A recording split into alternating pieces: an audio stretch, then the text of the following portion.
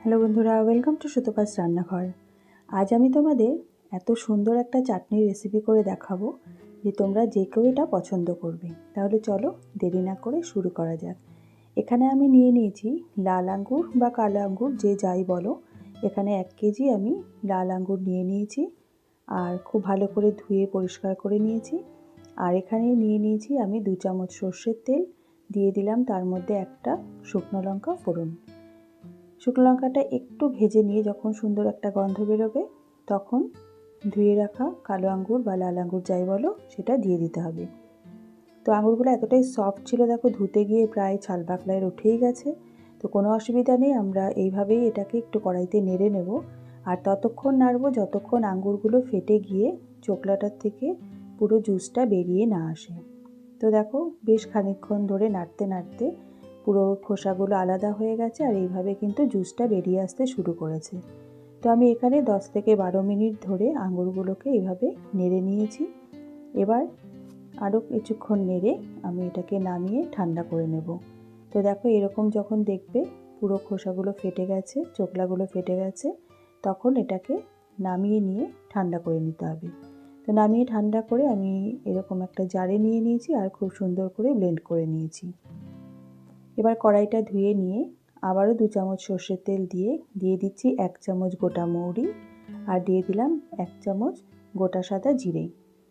এবার একটু ফোড়নটা ভাজা হলে পরে দিয়ে দেব পেস্ট করে রাখা আঙ্গুরটা। তোমরা যারা আমার চ্যানেলে নতুন বন্ধু আছো অবশ্যই তারা আমার চ্যানেলটা সাবস্ক্রাইব করে দিয়ে আমার পাশে থাকার অনুরোধ রইল।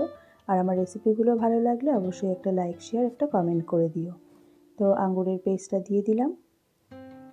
এবার খুব ভালো করে নাড়তে হবে, ততক্ষণ নাড়তে হবে যতক্ষণ পর্যন্ত এটা ঠিক হয়ে না আসে। তো মিডিয়াম ফ্লেমে আমি এটা করে নেব।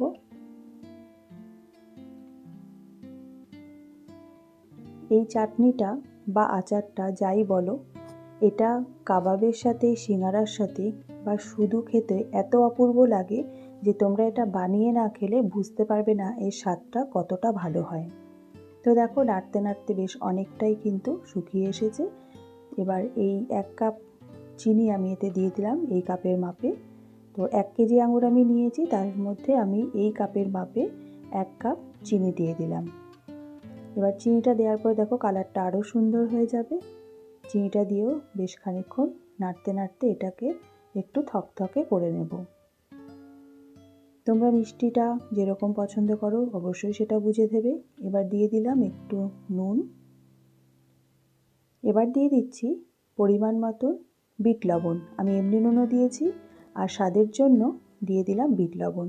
বিট লবণটা কিন্তু অবশ্যই দিতে হবে এর স্বাদটাকে দ্বিগুণ করে তোলার জন্য। তো তোমরা মিষ্টি আর নুনটা অবশ্যই একবার চেক করে নেবে বন্ধুরা। এবার দেখো প্রায় জেলির মতন কিন্তু হয়ে এসেছে, অনেকটাই গাঢ় হয়ে গেছে। এইবার এর মধ্যে আমি দিয়ে দেব একটা গোটা পাতিলেবুর রস আর গ্যাসটাকে এবার বন্ধ করে দেব। দেওয়ার পরে ভালো করে একটু নেড়ে তারপরে নামিয়ে নেব। তোমরা এটা অবশ্যই একবার ট্রাই করে দেখবে আর আমাকে কমেন্ট করে জানাবে তোমাদের কেমন লেগেছে। বাচ্চা বড় সকলের কিন্তু খুবই ভালো লাগবে এই রেসিপিটা। তো তোমরা বানিয়ে আমাকে জানিও। তো দেখো এখানে নামিয়ে আমি একটা বাটিতে সার্ভ করে দিয়েছি। তো আশা করি আমার আজকের ভিডিওটা তোমাদের ভালো লেগেছে। দেখা হবে আগামী পর্বে নতুন একটি রেসিপির সাথে। তোমরা ভালো থেকো, সুস্থ থেকো। ধন্যবাদ।